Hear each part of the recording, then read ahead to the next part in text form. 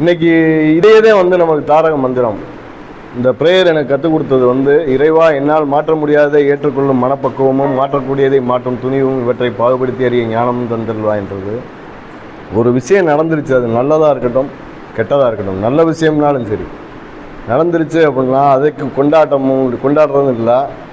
ஒரு கெட்ட விஷயம் நடந்தாலும் அதனால் நான் தாழ்ந்து ஒரு கஷ்டப்படுறதோ மன கஷ்டப்படுறதோ இல்லை அதுக்காக ஃபீல் பண்ணுறதோ அப்படின்னு. ஏன்னா ராத்திரியும் பகலும் வந்து மேக்ஸிமம் வந்து அவ்வளவு தூரம் வந்து அந்த வெறி, ஏன்னா குடியிலேருந்து வெளியே வரணும், ஏன்னா எந்த சூழ்நிலையிலையும் எனக்கு பிடிச்சிடக்கூடாது அப்படின்னு ஒரு வெறி. இன்றைக்கி என்னுடைய வளர்ச்சியை சொல்லணும்னா சுருக்கமாக சொல்கிறேன். ஒரு வாரத்துக்கு முன்னாடி நான் இந்த டீ கடையில் நின்றுக்கிட்டு இருந்தேன், அம்மன் டீ கடையில். என்னை ஒரு நண்பர் பார்த்தார். அது வந்து என்னோட தம்பியோட காலேஜ் மேட்டு. அவர் இன்றைக்கி ஒரு பொசிஷனில் இருக்காப்புல. அவர் பார்த்துட்டு, அண்ணே எப்படின்னு இருக்கீங்க, நல்லா இருக்கீங்களா அப்படின்னாரு. நல்லா இருக்கேன், தம்பியோட தொடர்பு இருக்கீங்களா அப்படின்னு கேட்டேன். இருக்கேன் அப்படின்னாப்புல. அப்போ அவர் சொன்னார், அண்ணே உங்கள் தம்பிகிட்ட அடிக்கடி விசாரிப்பேனே உங்களா, அவர் வந்து எனக்கு அறிவுரை சொல்கிற அளவுக்கு எங்கள் அண்ணன் இருக்கேன் அப்படின்னு சொல்கிற அளவுக்கு சொன்னாப்புல. இப்போ இதுதாங்க என்னுடைய ரெக்கவரி. எனக்குடைய வளர்ச்சியெலாம் பெருசாலாம் இல்லை. என் தம்பிக்கு அறிவுரை சொல்கிற அளவுக்கு அப்படின்னு அவன் ஒத்துக்கிருக்கான் பாருங்க. ஆனால் இன்னைக்கு வரைக்கும் எங்கள் குடும்பத்தையோ எல்லாத்தையுமே வந்து இன்னும் வந்து சிறப்பாக எல்லா ரெஸ்பான்சிபிலிட்டியும் எடுத்து எங்கள் குடும்பத்தை ரன் பண்ணிக்கிட்டு இருக்கேன் அப்படின்னா என் தம்பி தான். இன்றைக்கி நான் ஒத்துக்கிருவேன். ஆனால் அவன் வாயால் வந்து இன்றைக்கி எனக்கு புத்தி சொல்கிற அளவுக்கு இருக்கேன் அப்படின்னு சொல்லியிருக்கான் பாருங்களேன். அதுதான் எனக்கு கடவுள் வந்து எனக்கு கிடைச்ச ரெகக்னைஸ், வேறு எதுவுமே இல்லை. அதுக்கு நண்பர் ரங்கசாமி ரொம்ப பேர். இந்த ப்ரோக்ராமுக்குள்ளே நான் உள்ள வரையில் ரீஎன்ட்ரி, அதான் என்னுடைய ரீஎன்ட்ரி. 2 கட்டப்பை தான் மதுரைக்குள்ளே ரீஎன்ட்ரி ஆகும். ஆனால் இன்றைக்கு வரைக்கும் இந்த நிலையில் வந்து நிற்கிறேன் அப்படின்னா இதுக்கு என்ன காரணம் அப்படின்னா இந்த 12 ஸ்டெப்பு ஃபாலோ பண்ணுறது, இந்த நண்பர்களுடைய ஃபெலோஷிப்பில் இருக்குது. இன்னொரு குடிநோயாளிக்கு நான் செய்தியை சொல்கிறது, இது ஒன்று தான் என்னுடைய நோக்கமாக இருக்குது. தவிர இந்த நோக்கம் என்னை அடுத்தடுத்த லெவலுக்கு கண்டிப்பாக கொண்டு வருது. ரொம்ப நன்றி. இந்த நிறுவனம் 4 வருஷம் எந்த ஒரு அசம்பாவிதம் நடக்காமல், எந்த ஒரு சங்கடங்களும் நடக்காமல், கிராஜுவலான வளர்ச்சி, எந்த ஒரு பெரிய அலட்டலும் இல்லை.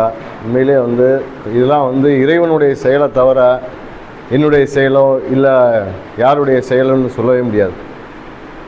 இன்றைக்கி இந்த நிறுவனம் நான் ஆரம்பிக்கையில் அப்படியே ஆரம்பித்ததுலேருந்தே ஒரு நண்பர், 2 நண்பர், 3 நண்பர், 4 நண்பர்னு அப்படியே கிராஜுவலான வளர்ச்சிகள் தான். இன்றைக்கி என்னுடைய ஃபஸ்ட்டு அட்மிஷன்லேருந்து வரிசையாக அப்படியே சொல்ல முடியும், ஒரு 20 அட்மிஷன் வரைக்கும் என்னால் சொல்ல முடியும். அந்த அளவுக்கு கடவுள் தொடர்ச்சியான ஒரு கண்டினியூட்டியை கொடுத்தாரு. இன்றைக்கி தொடர்ந்து அந்த செயல் நடந்துக்கிட்டு இருக்குது. கடவுளுக்கு நன்றியை சொல்லிக்கிறேன், உங்களுக்கு நன்றி சொல்லிக்கிறேன். நண்பர் ரங்கசாமி எனக்குன்னு இல்லை, இந்த ஏக்குள்ளே வந்து அத்தனை இப்போ இன்னும் லிஸ்ட் எடுத்தோம்னா மதுரைக்குள்ளே ஏகப்பட்ட பேர் அண்ணனோட இதில் தான் இருந்துப்பாங்க. ஃபுல்லாக சர்வீஸ் மைண்டடாக தான் இருக்கும். ஆரம்பத்தில் நான் உள்ளே வரும்போது எனக்கு குடும்பம் கிடையாது, எல்லாம் இருந்துச்சு, எல்லாம் போயிட்டாங்க. தொழில் எதுவுமே இல்லை. என் சொந்த பந்தம், என் கூட பிறந்த அண்ணன், எங்கள் அண்ணனுக்கு கூட தெரியாது நான் எங்கே இருக்கேன் என்ன ஏதுன்னு. எங்கள் அம்மா மட்டும்தான் போராடின ஒரு போராட்டம். அண்ணன், இந்த 2 பேர் தான் தெரியும். எங்கள் அம்மா, அண்ணன். எங்கள் அண்ணன் பேரும் ராமகிருஷ்ணன் தான், இவரோட பேரும் ராமகிருஷ்ணன் தான். அது வந்ததுக்கப்புறம் என்னை ஒவ்வொரு இடமா கூப்பிட்டு போய் கொஞ்சம் கொஞ்சமாக என்ன செய்யணும், எப்படி பேசணும், என்ன கற்றுக்கணும், எப்படி ட்ரெஸ்ஸு போடணும், எல்லாமே சொல்லி கொடுத்தது அண்ணன் தான். எல்லாருமே சொல்லுவாங்க வந்திருக்காங்க. எல்லாமே இங்கே வந்ததுக்கப்புறம் தான் நான் இப்படியெல்லாம் இருக்கா அப்படின்லாம் நினச்சிருக்கேன். ஆனால் எல்லாமே மாறும், மனநிலை மாறும் அப்படின்னு. அந்த தைரியம் கொடுக்குறதெல்லாம் வந்து எவ்வளோ தான் பணம் காசு கொடுத்தாலும் அது வராது. அந்த நம்பிக்கை வந்து அண்ணன்றதாக இருக்குது. இப்போயும் இன்னும் நல்லா மேல்மேலும் வரணும். இங்கேருந்து ரெக்கவரி இவங்களாம் பார்க்கும்போது எனக்கு இன்னும் சந்தோஷமாக இருக்கு. ஏன்னா இவங்களாம் மதுரை வர்றேன்னு சொல்லிட்டேன், போயிட்டு வந்துடுறேன். நாளைக்கு வந்தால் பார்த்தேன். ஏன்னா எனக்கு உயிர் கொடுத்த இடம் சென்று இங்கே வந்த பிறகு தான் நான் நல்லா இருக்கேன். அதுக்காக இதுக்கு ஒரு நன்றி தெரிவிக்கணும். இவ்வளோ 2 ப்ரோக்ராம் இருந்தது, இன்றைக்கி 4 ப்ரோக்ராம் ஆகி இன்றைக்கி 2-3 மணி நேரம் 2.25 மணி நேரத்தில் மதுரை வந்திருக்கேன் நான்.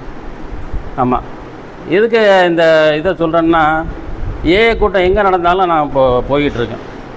எங்கே இருந்தாலும் பேசிக்கிட்டே இருக்கானே அப்படின்னு நினச்சாலும் நான் இங்கே உட்காந்து இன்றைக்கி நான் நல்லா இருக்கேன்.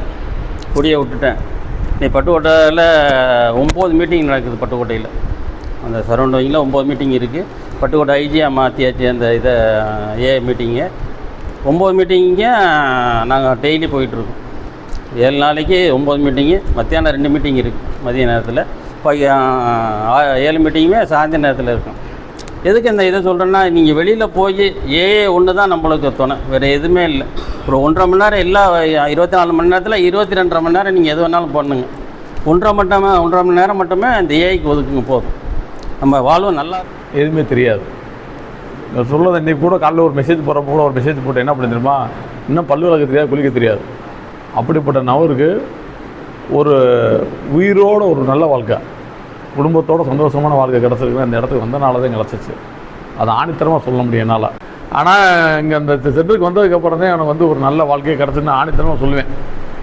ஏன்னா எனக்கு யார் கிடச்சான்னு கேட்டிங்கன்னா, ஒரு நாள் ஷேர் பண்ணுறப்ப ஷேர் பண்ணலாம். ஒரு நாள் அந்த கிளாஸ் எடுத்தாப்புல எடுத்து உனக்கு யார் இருக்கான்னு இந்த கற்றுற வைக்கிறேட்டு சத்தம் போட்டாப்புல, உனக்கு காசு செலவு பண்ணுறதுக்கு யார் காசு செலவு பண்ணுறா தெரியுமாடா அப்படிலாம் கேட்டார். நான் சம்பாதிக்கிறேன், அவ்வளோ சம்பாதிக்கிறேன், அவ்வளோ இருக்குன்னுலாம் சொன்னேன். ஆனால் ஒன்றுமே அங்கே இல்லை, எல்லாத்தையும் காலி பண்ணி தான் இங்கே வந்து உட்காந்துருக்கேன். அப்போ தான் அன்றைய தடவை என்னை உணர வச்சார். அன்னையிலேருந்து சென்டரில் உட்காந்தேன், என்னை புரிய ஆரம்பித்தேன். நம்ம என்னென்ன பண்ணியிருக்கோம், வெளியே என்னென்ன செஞ்சுருக்கோம், இதெல்லாம் ஒவ்வொன்றா புரிய ஆரம்பித்தேன். அதுக்கப்புறம் பல்லு விளக்கு கூட இத்தனை மணிக்கு எந்திரிக்கணும்டா, இத்தனை மணிக்கு சாப்பிடணும்டா, இத்தனை மணிக்கு தூங்கணும்டா, இத்தனை மணிக்கு எல்லாமே ஒரு சொல்லி கொடுத்தார். ட்ரெஸ்ஸெல்லாம் நீட்டாக போடவே அப்போ சொல்லி கொடுத்தார். அதுக்கப்புறம் தான் ட்ரெஸ்ஸு நீட்டாக போடுறது வைக்கிறது எல்லா பழக்க வழக்கத்தையும் சேஞ்ச் பண்ணி வெளியே போய். இல்லைன்னா நாய் கூட சீந்தாமல் கிடந்த ரோட்டில் தெரிஞ்ச நாய் தான், ரோட்டில் அடித்து போட்டு போனால் கூட கேட்க நாதி கிடையாது. அப்படிப்பட்ட ஒரு அனாதைக்கு ஒரு வாழ்க்கை கொடுத்த இடம் இந்த இடம் தான். அதனால தான் நான் இன்றைக்கு வரைக்கும் இந்த சென்டருக்கு என்னன்னாலும் ஓடியாரு விழுந்துடுச்சு.